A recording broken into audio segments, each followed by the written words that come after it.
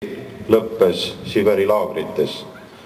Esinen täna teie ees kui kaitseväelane ja põhirõhk minu kõnes on pandud just riigikaitsele. Viimased aastad on riigil olnud väga tähtsad. Ühineti Euroopa Liiduga, Eestist on saanud NATO alliansi liige.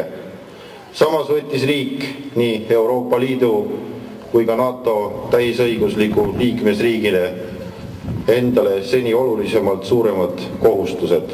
NATO liikmena peame panustama ja panustame ühisesse tegevusse ja kõrvuti oma riigi kaitsmisega vajadusel olema valmis kaitsma ka teisi liikmesriike. Ei ole kahtlust, et riigikaitse on valdkond, kus eesmärgid, juhtimine ja vastutus on omavahel tihedalt seotud ja peavad olema ühiselt ja pikaks ajaks määratletud.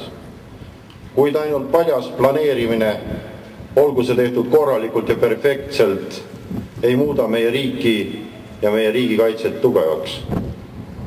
Kõige olulisem on ikkagi konkreetne mees või naine, kes tahab kaitsta oma kodu ja kes on valmis sellesse panustama.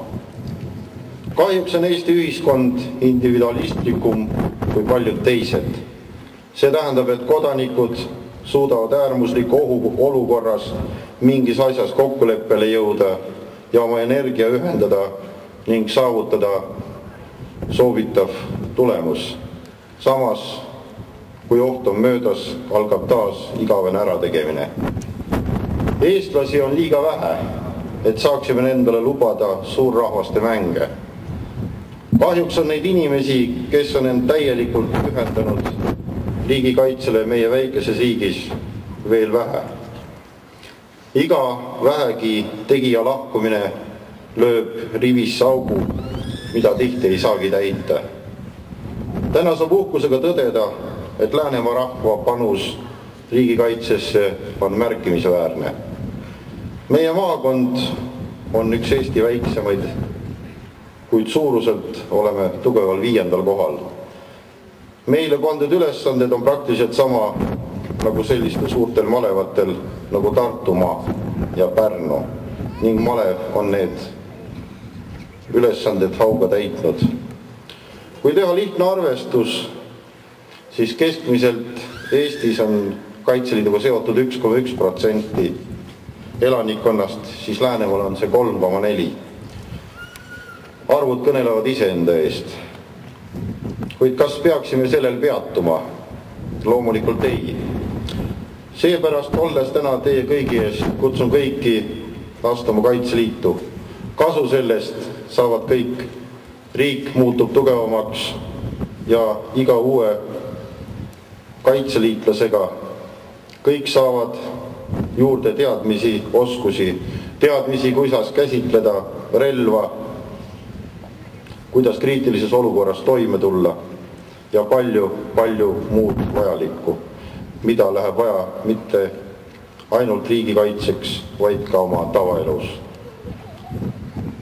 Ja mis on tähtis, osaledes organisatsiooni tegevuses leiate endale sõpru nii kodumaalt kui ka piiri tagant.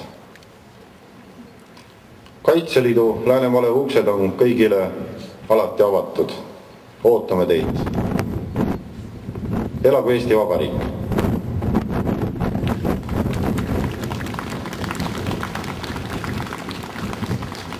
Läänemaa vabadusvõitlejate ühenduse nimel tervitab teid Martin Ennuk.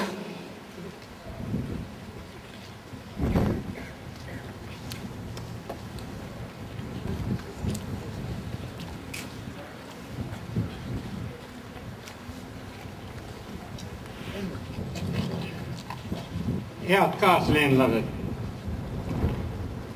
vabadussõja au ja kuulsus kuulub meie isadele. Reaalkooli ja teiste koolide poisid, kes läksid vabatahtlikult meie riiki kaitsma ja tuli neile ka küladest mehi, kes igatsesid saada mõisnike maad, et luua oma kodu. Nii tekkis eestlastest ohvitseride juhtimisel ühine väärinne kes suutis esimeseda maa Vene bolševikast vabaks võidelda.